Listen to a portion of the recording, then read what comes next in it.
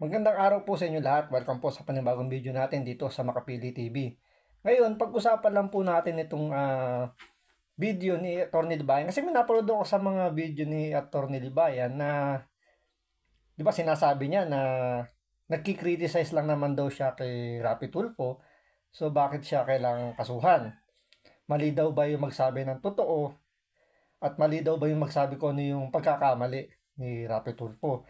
Ngayon, since nga nag-file ng kaso tong si Rapi Tulfo ng cyber libel, ito yung video na to na pakikita ko sa inyo. Dito nagsimula yung bakit nag-file ng kaso ng cyber libel si Rapi Tulfo. So ito, panoorin yung maigi at tandaan nyo yung mga binitawang salita ni Rapi Tulfo. Kayong magsabi kung dito may death wish, may death threat, o anumang pagbabanta na sinasabi nila nagbanta raw dito si Rapi Tulfo. Kasi ito, tandaan niyo yung salitang tumaob, sumabog, at padadalan ng bulaklak. So, panoorin niyo po ito. Tapos, meron tayong panonooring video ni Atty. Libayan, aka Vlogger Alright. Daling ma-absorb. May iyak na naman dito ulit. Ha? May iyak na naman nakikita ko. Sa sino? May manggagalitin na naman, manggigigil na naman. Kaya mo na sen. Mas gusto ko pag habang nagagalit, natutuwa, promise, I swear to God, natutuwa ako dahil makikita mo yung parang may sakit na eh. Totoo yun. Mas maganda nga, tuntua ako habang gigil. Ay, basta't may mga marami ka na makakampi. Baka balang isang araw, tumawag na lang. Wag naman. Hindi, dahil sa sobrang sama ng loob. I mean, sa sobrang gigil. Hindi kasi kuminsan nakikita ko, wala akong dito. Yung bang sa sobrang gigil na, kumbaga, Sari, ba't tuwan-tuwa ka, Sari? ginawa na ng mission sa buhay, yung magalit. So, yung makikita mo yung gigil talaga. So, darating yung time, baka sumabog na sa puso. Atakihin. Eh, ako naman, handa magpadala ng bulaklak. Di ba? So, yun. Ngayon, pagmasdan nyo or pakinggan yung maiging sinabi doon, na siyempre, medyo masaya yung kwentuhan nila. Siyempre, magkakakilala yung nagkikwentuhan eh. It's normal naman sa magkakaibigan kapag nagkikwentuhan masaya. At isa pa, wala namang binanggit na pangalan kung sino yung tinutukoy nila doon. Tsaka yung salitang tumaob, parang normal sa magkakaibigan na ganung kwentuhan, di ba? Meron pa nga dyan kwento, sinasabi, galaw-galaw, baka ma-stroke. Uy, gumalaw-galaw ka, baka ma-stroke ka dyan. Di ba? Parang concern ka pa. So, yung video na yon, kayo nang maghusga kung yung ba may pagbabanta. Kasi ito, yung video na yon, may umaako kasi doon na siya pinagbantaan daw doon, tinideath wish daw siya ni Rapi Tulfo. So ito, panoorin nyo po itong susunod na video ni Atty. Libayan na napanood ko. Dito, makikita nyo kung paano niya ikukunik yung tatlong words na sinabi ni Rapi Tulfo doon. Yung taob, yung sumabog sa puso, parang ganun. Tsaka yung bakit daw masaya pa sila na parang may masaya pa sila na may mamamatay, parang ganun. Tsaka yung pagpapadala ng bulaklak. So, panoorin po ninyo to. Ito, mga kabatas natin yung sinasabi ko sa inyo, no? Yung taob-taob na yan, ito, mga kabatas natin, no? Violence sa social media na naman. Pakinggan nyo ito. Katulad nung nandun sa kanina, mga bata, mga kabatas natin na ngayon. And they are prone to committing violence. Tapos yung mga matatanda, imbis na sila pa yung maging isang magandang ehemplo sa mga tao, sila pa yung tuwang-tuwa kapag nagde-death wish sila sa mga tao. So yun, nakita nyo. Una sinabi. Kasi itong balita na to, ito yung balita na isang binatilyo na chinugi ng pamilya daw ng pamilya ng kanyang girlfriend. Ngayon, sinabi rito ni Atty. Libayan na itinaob daw to. So, makita nyo, kinonek kagad yung taob dun sa sinabi ni Rapi Tulfo dito sa krimen na to. Na sinasabi niya, pinataob nitong itong biktima, itinaob daw. Tapos, bakit daw masaya pa raw na yung mga matatanda na pinag-uusapan yung Yun nga, yung pagde-death wish na sinabi ni Rapi Tulfo na baka naman daw na sobrang sama ng loob, tumaob, and masaya sila. So doon makikita mo yung pag-connect ni Atty. Libayan, aka Vlogger Alright, na parang sa kanya talaga masama yung kwento o yung discussion na yun, masama para sa kanya.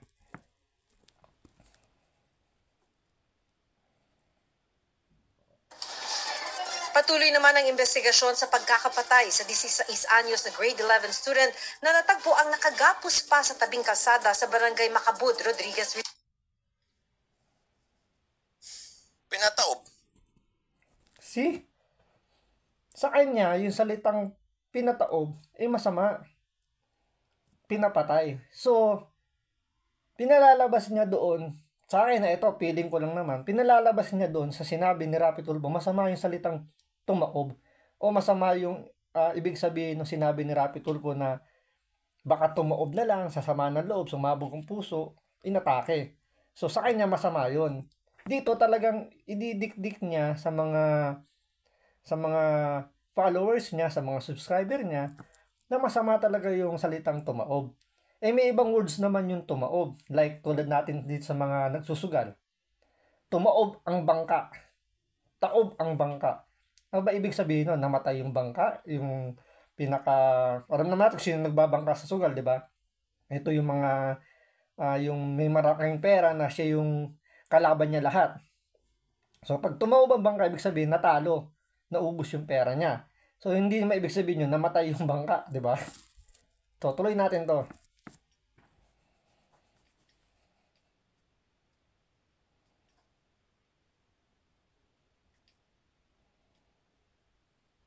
Is this, kung ganito ba yung mga nangyayari na parang may tao nasasabog sa puso, may taong tataob. Bad joke? Is there anyone laughing here? Bakit sa Rapi Tulfo may nakita kong tumatawa at nagsiswear to God pa? At nagsasabi na Yan. Dito may binanggit siyang pangalan, Rapi Tulfo. Bakit daw ganun na masaya pa raw na may tataob at mamamatay? Doon ba may binanggit na pangalan kung sino yung tataob na yon na pwedeng mamatay dahil sa sama ng loob, inatake? Meron ba siyang nabanggit? May nabanggit ba doon si Rapi Tulfo? So, kayo na po yung sumagot doon. Ngayon dito talagang literal na sa kanya, masamang biro yun. Tandaan po ninyo, ang nag-uusap doon, magkakaibigan, magkakakilala. It's normal na kapag nag-uusap ang magkakaibigan, masaya. At minsan ginagawa talagang biro yung mga ganun term. Depende lang talaga yung kung ikaw galit do sa tao, talagang i-misinterpret mo yun. Iba yung iisipin mo, di ba? bad joke yun na may taong mamamatay. Rizal. October 29, umalis ng bahay si Ronald John Delgado at nagpaalam na gagawa ng school project kasama ang girlfriend na kanya ring kaklase. Pero umabot ng hating gabi, walang Ronald na umuwi. Kinabukasan. Yan, mga kapatid natin. So, gagawa lang silang school project. Alam nyo, ang hindi maganda din na nangyari dito, yung paglalabas ng mga pulis ng kung Ito, maganda to. Itong gagawin niya. Ito yung feeling ko, ito yung pag-criticize. Doon sa tao, doon sa ginagawa ng tao, sa ginagawa yata ginagawa ng isang institusyon, like yung sabi natin, PNP, ito yung pag-criticize na sa tingin ko tama. sino ang may motibo doon sa pagpatay. Kung sino yung mga suspect nila. Alam nyo kung bakit hindi maganda yon? Kasi yung mga suspect na yan, magkakaroon sila ng mga death threats. Yung mga suspect. Ayan na. Tama naman yung sinabi niya na mga suspect pa lang naman yan, hindi magandang ilabas mo in public kasi nga pwede magkaroon ng death threat. So, na-connect na naman niya doon kay Rapi Tulfo. Pero, doon sa sinasabi niyang paglalabas ng ganitong mga statement in public, dito medyo kaampihan ko si Atty. Libayan, aka Vlogger Alright. Kasi nga naman, suspect ka pa lang, hindi ka pa napapatunayan dito na may sala ka. So, pwedeng masira yung pagkatao mo o pagkatao mo tsaka yung image mo dahil nga pwede kang maakusahan, di ba? Na yan. Yung mga suspect na yan, magiging miserable na yung buhay nila, hindi pa silang napapatunayan na may sala. October 30, bandang alas 7 ng umaga, natagpo ang patay at nakagapos ang mga kamay ni Ronald sa tabing kalsada. Batay sa death certificate, pinatay sa sakal ang biktima. Sobra. Matindi na kasi violence sa social media ngayon. Tignan niyo, pabata ng pabata, mga kabatas natin, yung mga gumagawa ng mga violenteng krimen.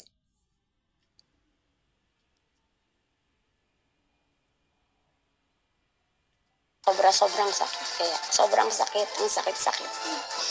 Kasi po nag-iisa kong anak na lalaki yan eh.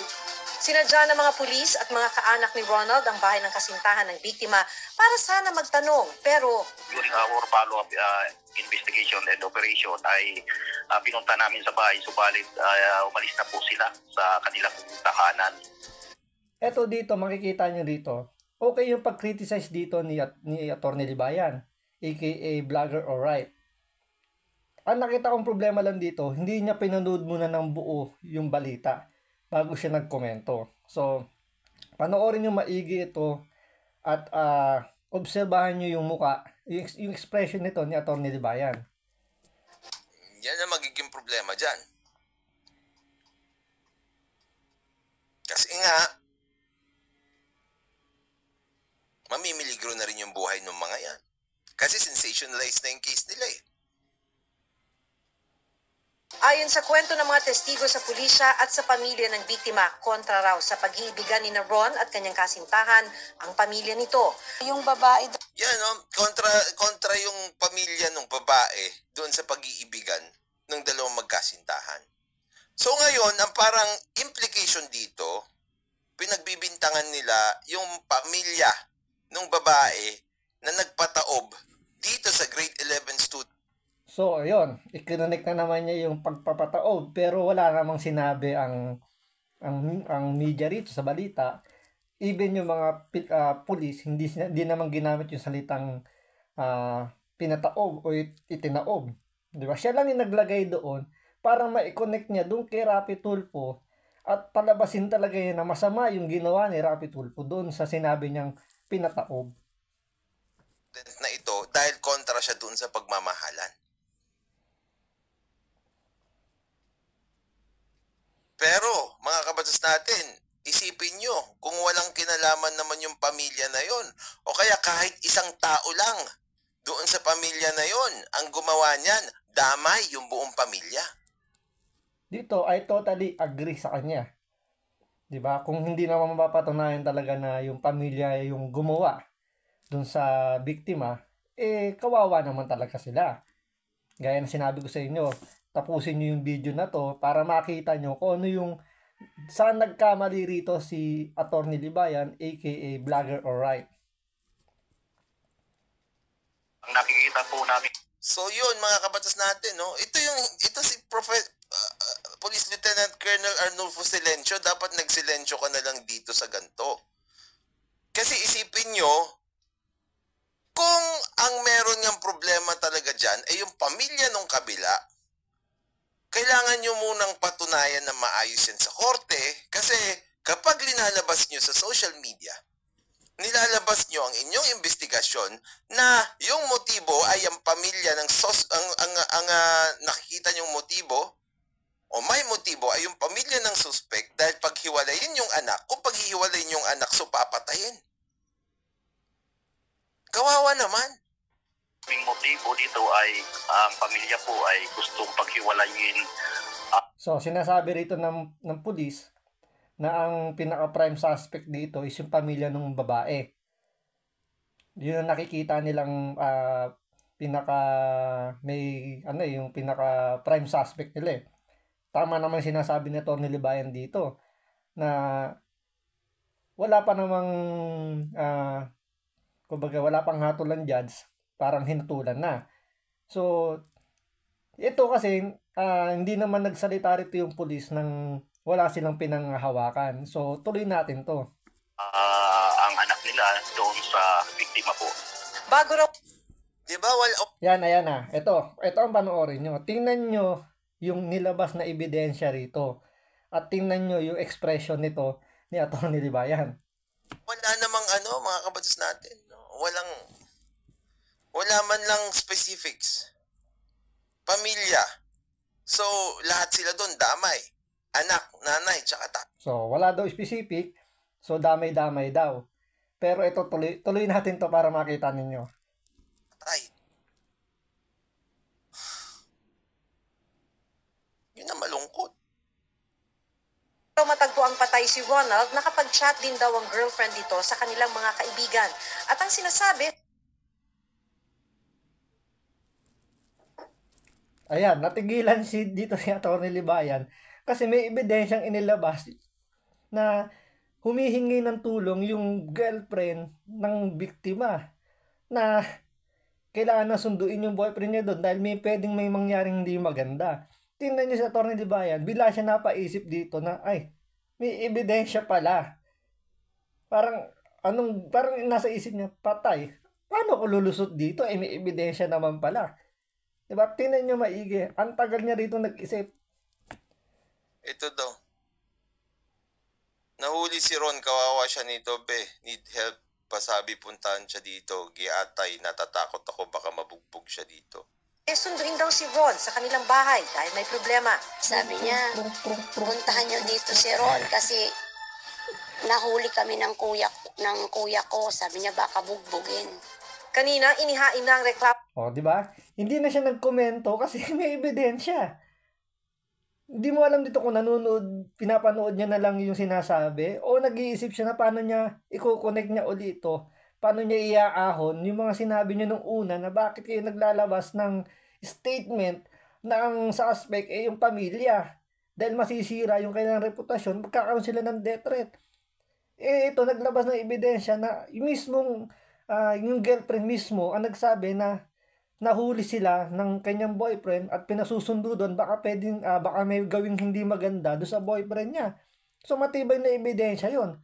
Pangalawa, umalis na yung pamilya doon sa bahay, nagtago na. O ano yung implikasyon nun? Diba na, sino na talaga yung pinaka-primary suspect? Dahil ba't kayo umalis ng bahay kung wala kayong kinalaman dyan at di kayo magbigay ng statement? Pangalawa, may ebidensya na nahuli at hawak nga ng pamilya niya yung boyfriend niya. So dito, natulala si Atty. Libayan na hindi na alam kung paano niya ilulusot to.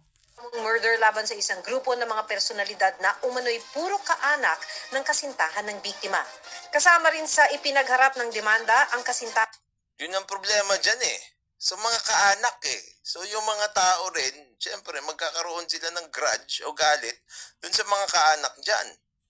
Katulad yung ginagawa ni Raffy Tulfo na sinasabi niya na... O ayan, ito. Sinasabi niya na magkakaroon ng galit dun sa pamilya. Normal po. May ebidensya eh. Diba? Nahuli. Ang pinagbibintangan yung pamilya. Eh bakit nagtago yung pamilya? Hindi sila maglabas ng statement na hindi sila silang kinalaman. Diba? Yun lang ang sinabi niya. Ngayon, ito, ikukunik niya ulit kay Raffy Tulfo. Diba? Na yung ginagawa ni Raffy Tulfo, pag kinikriticize niya, yung pag-criticize daw ni Raffy Tulfo. So, ito, makikita nyo kung ano ba yung pag-criticize dito ni Raffy Tulfo. Na sa kanya, ayaw niya.